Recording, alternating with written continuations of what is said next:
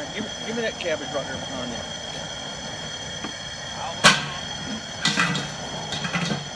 Hey guys, come here, Lucas, get in the picture.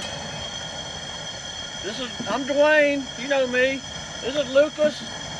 Now in the picture we got Nathan, Grandpa Don, and Yoshi. And we've been cutting cabbages all morning. This is a swamp cabbage. It's a tree, it's a Sabal Palm, it's a state tree of Florida, official state tree of Florida. But we cut the heart of it out, and we got a pot of it right here boiling. What's in the picture? Like I said, it's in the picture there now, that we've cut up already. But what I'm going to show you is to go from this, right here, which has been cut down from the tree, and we're going to get to the heart of it, where the good cabbage is at. We're going to cut some here in the pot, with the pot that we already got cooking. So a swamp cabbage has hard outer shell part of it there. We call it boots, B-O-O-T-S. And so we got this one down to about a 3 or 4 inch diameter piece here, and we've cut off each alternating boot to get down to the softer part. And you can see here at the end, down just a little south of here, is a softer area that a lot of people make a mistake, and they put it up in their cabbage to cook it, and it's bitter. It's called the bitter part. It's soft, but you can see right here there's rings started. The rings have started in here. So you want to get to where the rings start at, and that's the good part of the cabbage. If you put that bitter in there, you think you got good cabbage in there. You need to turn this down just a little bit. Cooking up about to boil over on us. If you get too much bitter in there, foaming over, and it can ruin a pot of cabbage. So anyway, got down to where the rings start, and I'm going to show you. This will break off by hand.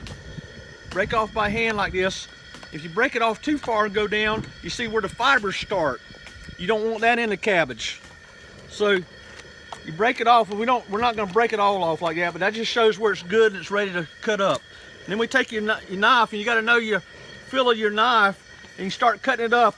And I just twirl it around in my hand, alternating it a little bit like that, to cut up big chunks in there, put it into the pot. And I can start feeling a little bit dragging on my knife right now.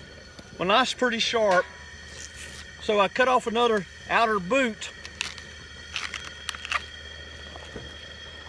And I'm gonna throw that away, and then we can cut some more soft cabbage in there again. Let me cut this down. This fire's going pretty hot. Turn it down a little bit. It's gonna boil away on us. So you cut it down, and to get one swamp cabbage, one tree, you only get the part of the edible cabbage. I always say about 2 double handfuls of edible cabbage. It's a lot of waste to get down to the final edible portion. So we're down here now where it's hard and fibrous and all like that, and see that don't even break off with my thumb. This don't either. So we're basically down to all we can get out of that part of the cabbage there. That's a little bit softer right there. And see, this don't even break off. So that's one thing I like to show a lot of people. They make a mistake and they say this is soft here, but see where the fibers are started here and all. You don't want that in the cabbage. And you can eat it, but it's going to really make the cabbage not as sweet. It's going to be a little bitter tasting too. So that's what a lot of times people make a mistake of that. Now we'll take this. Now we're making swamp cabbage fritters. We're making the fried fritters. We fry it like a hush puppy. But we're going to take this boiled cabbage and we'll add fat back, salt pork to it for seasoning, and the salt and pepper or whatever type of seasoning you want for taste. And then we'll boil it down to a pretty kind of not a real mushy, but a softer consistency. And we'll boil it down, and then we're going to take that boiled cabbage and we're going to mix it with make it up to a batter like a hush puppy mix. We're going to take beer and eggs and onions and flour and mix all that together and make like my dad just said in the background there, self-rousing flour works a lot better than regular all-purpose flour. So you need to use self-rising flour, you know. So you mix that into a batter, and then we use a little small scoop. Now years ago we used to use and we fried in hot oil, just regular vegetable oil, shortening, and you fried it in a deep fry. You need to turn it down some more. This is really boiling good, and we won't cook this. Now you can swamp cabbage. You can cook it. You can eat it raw and use it in a salad, or you can cook it like we're boiling it down here now, and you can eat it. We call it boiled cabbage, and eat it just as a plate by itself like that, or you can make it into fritters. And then there's a lot of other ways that people make it too, but those are the three basic ways we use it in our family and all. So we take this, like I say, you take the boiled cabbage, and we'll take that and put it in another pan, and we'll drain off most of the moisture. We want more of the water off of it, as much as we can get off of the water off of it after it's already cooked to a softer consistency. Then we'll mix it with the batter mix, and then we make it into like a hush puppy type consistency mix, and then take it and deep fry it into a little small ball, and those are called swamp cabbage fritters. Now we'll be up in LaBelle this Saturday and Sunday by Curtis Honey Store. We've been there for years. My dad's 85 years old, fixing to be 86. He did it all his life. I'm the second generation. My boys here are the third generation, and then they have kids and they're the fourth generation. And we're trying to pass it down to generation to generation. Ah, it's all right. It's all right. Over here. It's all right. Yoshi is learning a new tradition. That's right. You're gonna get him in trouble. Probably am. Yeah. So what I was going to tell you, if you want to try them, come down to the Swamp Cabbage Festival this weekend.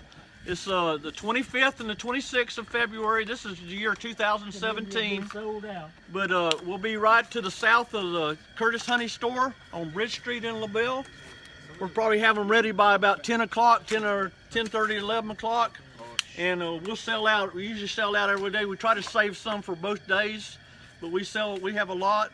And they're gonna be gone on Saturday, so you better get there fast. All the festivities are be going. Besides there, the parade will be along Bridge Street. Starts at 10 o'clock on Saturday morning, and the parade starts south of LaBelle and comes all the way up to Barron Park to the north. And then in the Barron Park area there, we have there's all types of entertainment going on. Now this year, Shenandoah, the music group Shenandoah is going to be there playing in the park, and then a lot of local groups will be there playing music all through the day. And then we have a rodeo. We have the rodeo down at the rodeo grounds, which is about a mile and sort of south of there on 29 South at the rodeo grounds. And this thing keeps boiling away on us.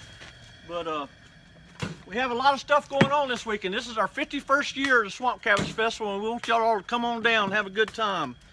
And we're gonna be signing off right now, but if you see this and you see it on Facebook and you want to share it, we ask you to share it with your other friends and neighbors, and maybe come down and enjoy the LaBelle tradition we've been having for these 51 years now. Thanks a lot. Good job, Dad.